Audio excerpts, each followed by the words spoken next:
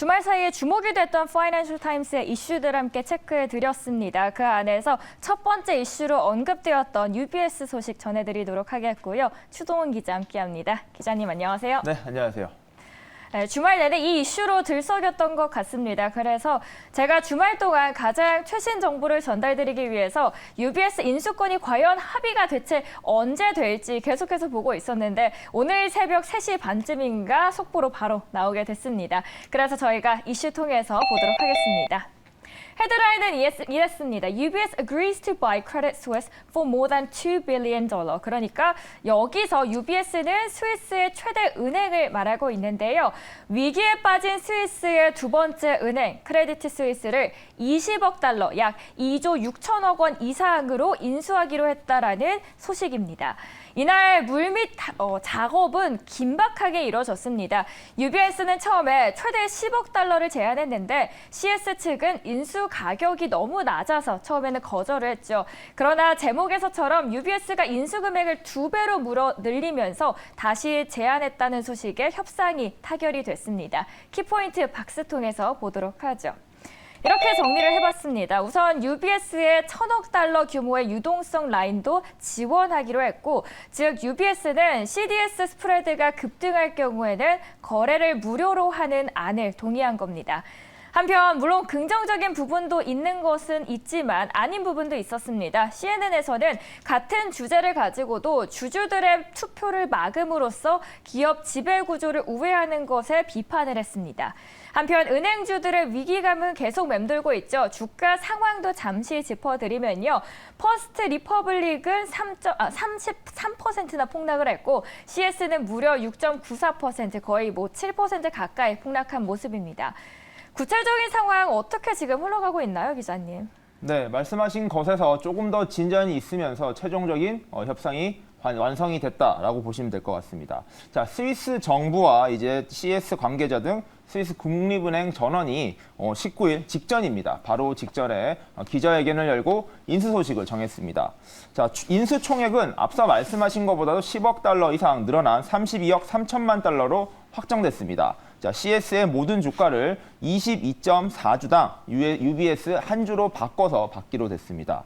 지난 17일 종가 기준 CS의 시가총액은 총 80억 달러 정도에 달했는데 약 3분의 1 가격의 인수가 확정된 셈입니다.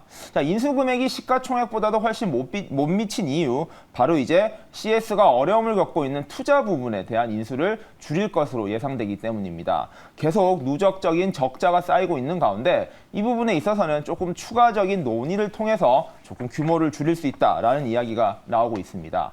자, 현재 CEO입니다. 랄프 해머스 CEO는 계속해서 CS의 운영을 일단은 맡을 것으로 보입니다. 위기가 발생한 만큼 이 문제를 해결할 때까지 이 CEO가 회사를 이끌어 간다라고 보시면 될 것 같고요.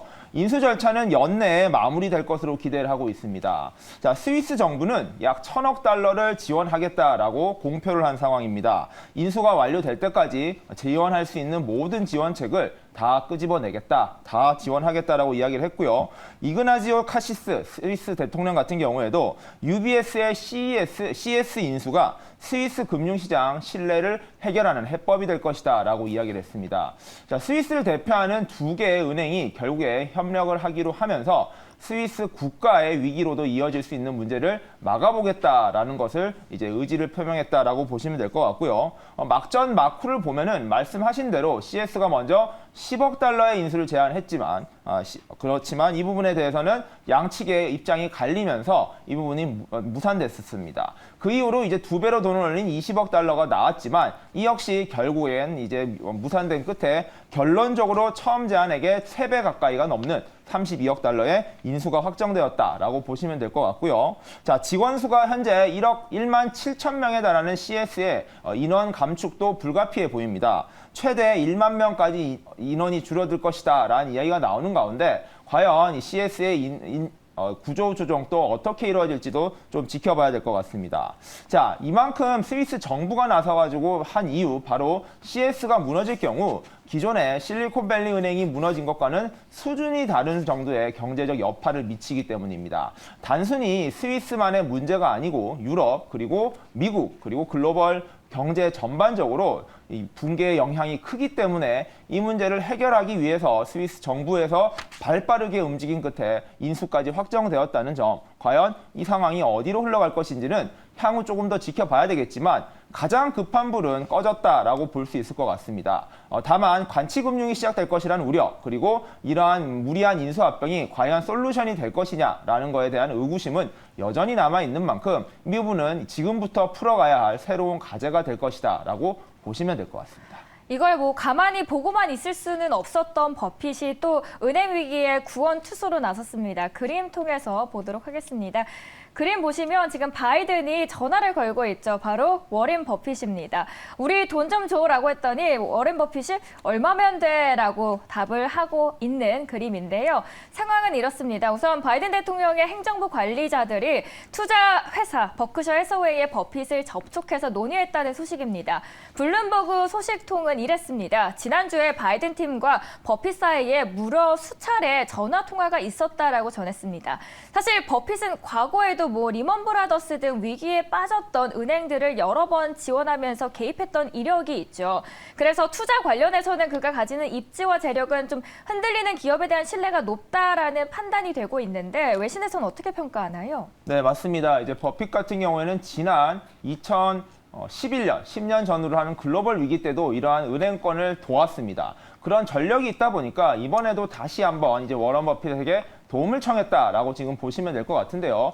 자, 이번에 이제 버핏이 들어가는 부분에서도 이제 중소형 은행을 지원할 수 있을 것인가? 이러한 은행에 이제 버핏이 다시 한번 히어로로 등장할 것인지는 좀 지켜봐야 될 것 같습니다. 왜냐하면은 이러한 이제 버핏의 투자 정책 그리고 금융권의 투자가 많이 손실이 있다 보니까 워런 버핏도 지금 어려운 상황에서 과연 다른 기업들을 도와줄 수 있는가? 이런 부분에 대한 의구심은 남아 있습니다.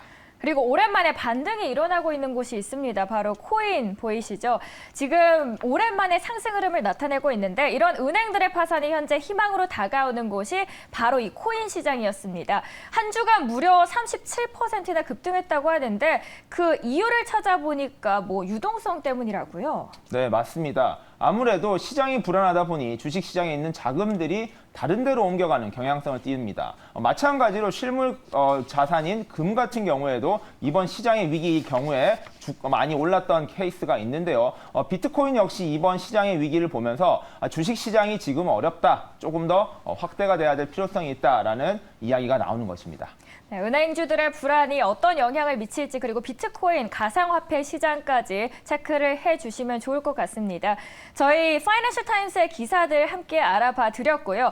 이어서 다른 외신에서는 어떤 이슈를 주목했는지 박지연 아나운서가 이어서 전해드리도록 하겠습니다. 최근에 이슈를 보니까 뭐 코인 시장 이야기도 있었고 유럽의 금융 위기 소식도 계속해서 전해지고 있는데 어떤 이슈를 픽해서 전해주셨을지 궁금해지고 있습니다. 그 안에서 박지연 아나운서의 픽은 어떤 게 됐을지 잠시 후에 바로 만나보도록 하겠습니다. 박지연 아나운서 전해주실까요?